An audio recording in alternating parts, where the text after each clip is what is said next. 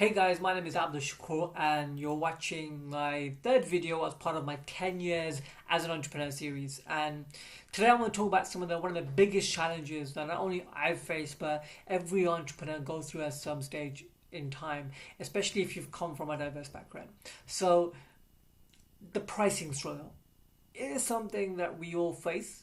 And what I mean by face, it's not just a emotional, mental, it's an ongoing cycle where we're continuously not serving ourselves.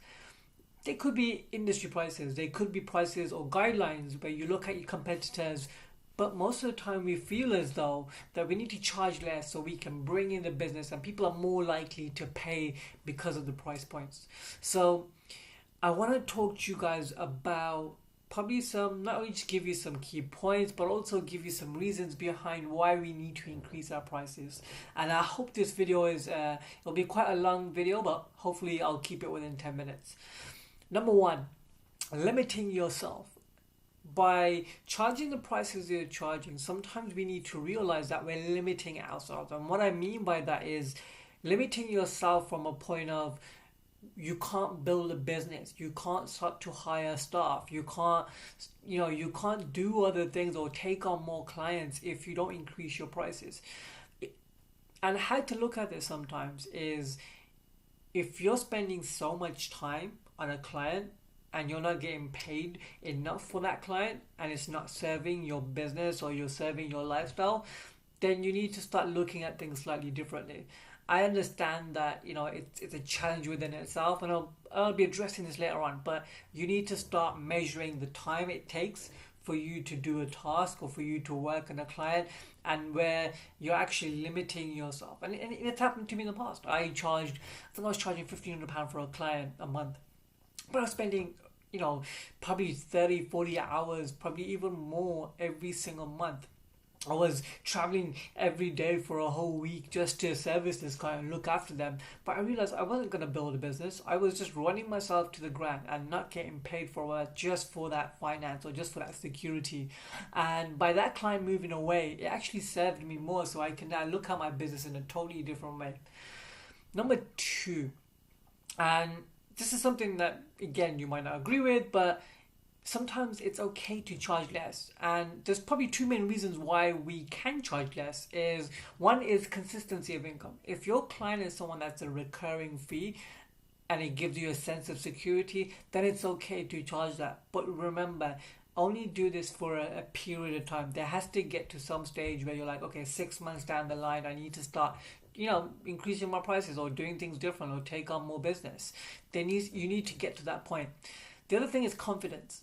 And I know what it's like to not feel confident to charge your prices. So you slowly make a jump. Like, I remember charging £99 for a 4-week program. That went up to £249. That went up to £500. And that is something that you slowly, gradually increase as you go along. And it's an ongoing journey. Don't see this as something you just have to do now, overnight, and it's suddenly going to change your world. You have to build your confidence slowly and make that gradual increase. The third point in this video, and this is something, again, you have to really look and ask yourself and really analyze and reflect on, is why are you in business?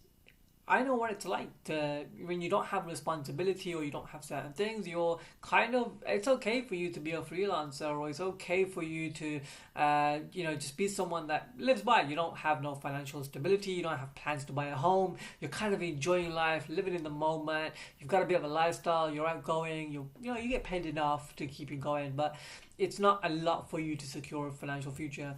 If you're in that position and you're okay with it, then that's fine. Then you don't have to increase your prices too much. You just need to be able to make sure you've got an income, and if something happens to that income, you've got a backup, or you're better at managing your money. The other side of it is, and this happened to me, I got married, where I had to buy a home, I had to look after family, I have to look after employees and staff, and you're building a business empire, then you definitely need to look at your price points, because you're not going to be able to manage these responsibilities or serve yourself long term if you're going to stay at the prices that you are at. But if that's not your plan, then you don't need to do that. You don't need to, go off and suddenly start increasing your prices overnight because you feel like, just because I said so or because some influencer is saying so. You get to that stage where if your circumstances change in your life and you need to realize, okay, 12 months time, I need to get to a certain position, then you need to review it. You need to review your pricing. But if you're okay with being a freelancer, enjoying life, and you're okay with the income you're earning, then that's okay. Don't feel pressured to be able to, okay, I've watched this video now, I need to do it. It's something that I have to do. And this is something that's, again, really important.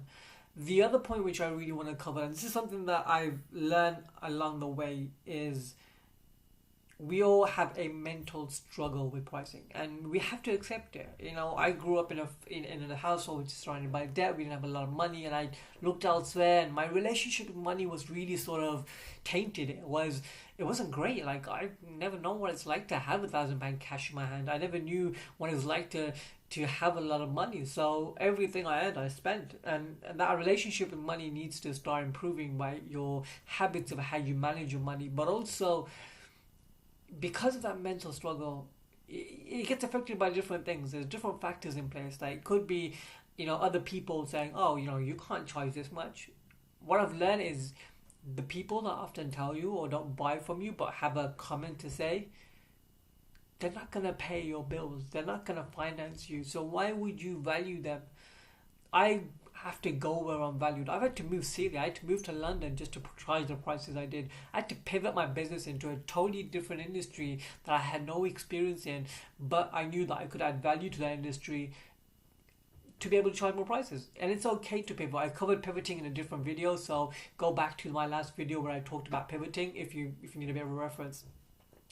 And the last thing is we all need to learn at some point that if we don't value ourselves, then we're not going to be able to value what we charge. And valuing yourself isn't just about your business or your pricing. It's about all the other areas of your life. I realized when I started to look after my appearance, I started to look after my fitness, I went to gym, I dressed up more suits. I looked after myself in those small little areas of my life. I noticed when I sat in front of a prospect or a potential client, I felt great. And I valued myself. I felt great for who I was. And sometimes increasing your prices might not have anything to do with your business. It has a lot to do with your self-worth, and that requires you to continuously work on yourself and other areas of your life outside of business. The last but not least, and this is a bit of advice, and this is a secret that I usually tell a lot of my clients, and it's helped them increase their profits long term, is my 4-tier business model. This 4-tier business model is a guideline.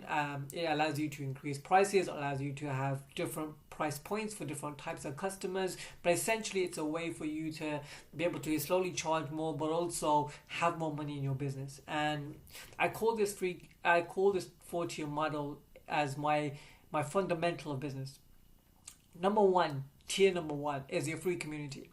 If you have a community of people, and this could be a Facebook group, this could be an email list, wherever the community is, if you have a community, you're going to start seeing yourself as a leader. You're going to start feeling like people value you, but also you're going to be able to engage your prospects. Your people are going to slowly start to respect you, which means you can increase your prices because of that, for that demand that you've created. So if you build a community and have you address the problems of that community and they're a part of your journey, then you're slowly going to have to charge more. You're going to have to find other ways of serving that community, which means more money for you. Tier 2. Tier 2 is an off-the-shelf product, a standalone service, something that doesn't take a lot of time, but it's a good profitable sort of service. So this could be an online course, this could be a mentoring program, and anything around under the £500 mark that makes people invest in something very earlier on until they go to that high-end bracket. So it's getting that trust, getting them to pay something so you can prove what you're worth and prove the knowledge or information that you have. This is something that tier 2, I feel like every business needs to have. A lot of people have the higher tier, but they don't have something lower that people can charge or people can invest in or people can utilize. And this is, I feel like it's a crucial part of your business. Tier 3 is your retainer fee. This is again about stability, it's about growth, it's about, and whether you're in a charity world and you have a direct debit format, or whether you're someone that wants to build a membership business, or whether you're a consultancy like I run my social media agency and a community management agency, and we have retainer fees where we charge £1,000 plus. You have to have some element of retainer fee for security, so you can have at least 6 to 12 months of saying, okay, I know I've got this client for this period of time, or I've got a few of those clients, and I've got stability for me to then grow my business or invest in my business. The fourth tier is this is where people really, again, it happens over time, but it's a high-end service. It's charged in thousands or tens of thousands, and it's kind of like where you guarantee your results. And it's something that you're gonna charge for this much. You're gonna have to say to people, I will get you results. There's coaches that have trained Michael Jordan, have trained other people. And you don't need a lot of these sort of clients. You probably need one a month, or one that you work with over a 6-month period, but you're charging them thousands. You don't need a lot, like I said, but it could be so profitable for you, and it could be a huge confidence builder.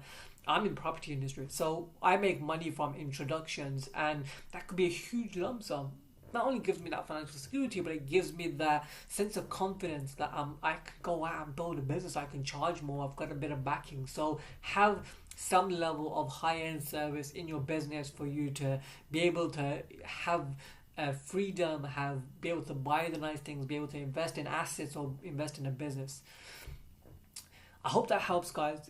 Again, I would definitely recommend looking back at this video or going over this video a few times for you to really gain the value from it. But like I said, if you even have one thing that you can improve or you can take away from this business, or from this video, then you will start to see, slowly but surely you will get there. It's not something that's going to happen overnight. It's a long-term sort of something that you have to work on consistently, but it's something that will change, and you have to believe it will change, and you have to work towards it. Hopefully I'll be dropping a PDF guide or something in the near future, but if you have any thoughts, if you want to have any questions, feel free to drop it in the comments, and I'm more than happy to help you guys. Hope this is valuable. Watch out for my next video, and I'll see you guys all very soon.